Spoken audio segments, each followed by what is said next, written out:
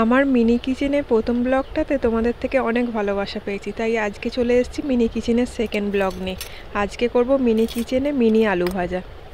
তো তার জন্য একটা ছোট্ট আলু নিয়ে নিয়েছি, আর এই আলু ভাজাটা করব কারি পাতা, শুকনো লঙ্কা আর বাদাম দিয়ে। তো আলুটাকে প্রথমেই ধুয়ে নিচ্ছি ভালো করে, খুব ভালো করে হাতের সাহায্যে রগড়ে ধুয়ে নিলাম, কারণ এটা যেহেতু খাবো পেটে গেলে শরীর খারাপ করবে। এরপর আলুটাকে কেটে নিতে হবে। এই যে আমার ছোট্ট বঁটি চলে এসছে, তো দেখি চলো বঁটি দিয়ে কাটা যায় কি না। 1 2 3, এই যে দেখো আলুটা আমার খোসা ছাড়ানো হয়ে গেছে। আবারও ম্যাজিক করে আলুটা কেটেও নিলাম।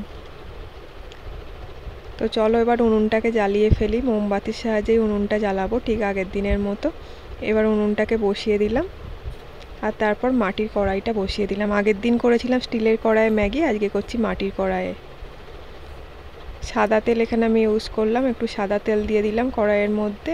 এরপর প্রথমেই কারি পাতাটাকে ভেজে নেব। সাদা তেলটা দেখো ফুটতে শুরু করেছে। তেলটা একটু গরম হলেই আমি কারি পাতাটা দিয়ে দেব। তেল একটু গরম হয়ে গেছে, এবার এক এক করে কয়েকটা কারি পাতা আমি দিয়ে দিলাম। এবার একটু খুন্তির সাহায্যে নেড়ে দেব যাতে ভালো করে ভাজাটা হয়ে যায়। আর একটা মোমবাতির ওপর যেহেতু রান্নাটা হচ্ছে, তাই রান্নাটা হতে অনেকটা সময়ও লাগছিল। তো কোনো ব্যাপার নয়, চলো ধৈর্য তো ধরতেই হবে, মিনি কিচেন বলে কথা। দেখো কত সুন্দর ফুটছে, আর এখানে আমার কারি পাতাটা ভাজাও হয়ে গেছে অলরেডি। এবার কারি পাতাটা তুলে নেব, আর তারপর ভেজে নেব শুকনো লঙ্কা।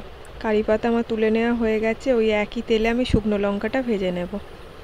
তেলটা আবারও ফুটতে শুরু করেছে, এরপর দুটো শুকনো লঙ্কাকে আমি দিয়ে দিলাম। একটু লাল লাল করে ভেজে নেব উল্টে পাল্টে। আর মিনি কিচেনে এই আলু ভাজার টেস্ট কিন্তু অসাম হয়েছিল। এমনিতেই মাটির কড়াই, তার রান্নার স্বাদ তো আলাদাই হবে, তাই না? দেখো গল্প করতে করতে আমার লঙ্কাটাও ভাজা হয়ে গেছে। এবার তেল গরম হয়ে গেছে, এর মধ্যে আলুগুলোকে আমি দিয়ে দেবো। এখন আমি নুন দেব না, নুনটা পরে দেব। তো আলুগুলোকে আমি দিয়ে দিচ্ছি। আলুগুলো আমার দেওয়া হয়ে গেছে, এরপর খুন্তির সাহায্যে ভালো করে নাড়তে থাকবো, যাতে আস্তে আস্তে পুরো আলুটা ভাজা হয়ে যায়।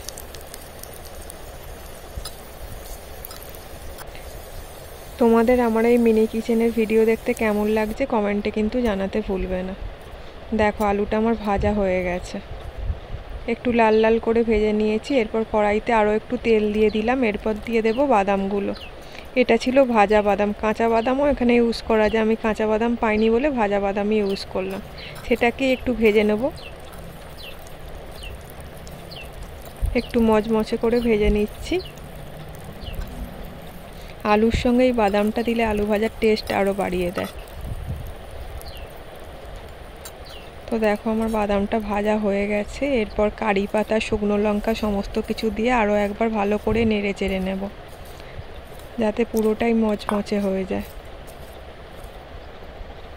আর এরপর কড়াইয়ের মধ্যে আলুগুলো দিয়ে দিলাম, তার ওপর দিয়ে কারি পাতা, বাদাম, শুকনো লঙ্কা সবটা মিশিয়ে দেব। সবটাই আস্তে আস্তে দিয়ে দিচ্ছি কড়াইয়ের মধ্যে, যেহেতু কড়াইটা খুবই ছোট্ট তাই সাবধানে দিতে হচ্ছে। দিয়ে দিলাম এখানে সবটা। আর এরপর যেহেতু আমি আলুতে নুন ইউজ করিনি, তাই ওপর থেকে একটু বিট লবণ ছড়িয়ে দিচ্ছি। আরও দিয়ে দিচ্ছি একটু কাশ্মীরি লঙ্কার গুঁড়ো। নুনটা আরও একটু দিলাম, এবার দিয়ে ওপর নিচ একটু করে নিলাম। বাদাম আলু ভাজা তো আমাদের একদম রেডি। এরপর মুড়ির সঙ্গে খেতে হবে, তার জন্য তুলে নিচ্ছি মুড়ি। ছোট্ট একটা পাত্র নিয়ে নিয়েছি, এটাকে ঠিক কী বলে জানি না। মুড়িটা তুলে নিচ্ছি, মুড়িটা তুলে নিলাম। এরপর ওপর থেকে দিয়ে দেবো আলু বাদাম ভাজা।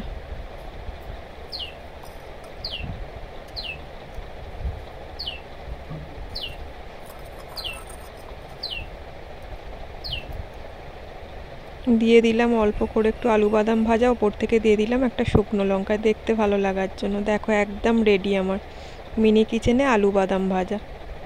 তোমাদের এই ভিডিও দেখতে কেমন লাগলো জানাতে কিন্তু ভুলো না। যদি ভালো লেগে থাকে প্লিজ চ্যানেলটাকে সাবস্ক্রাইব করে দিও, পাশে থেকো।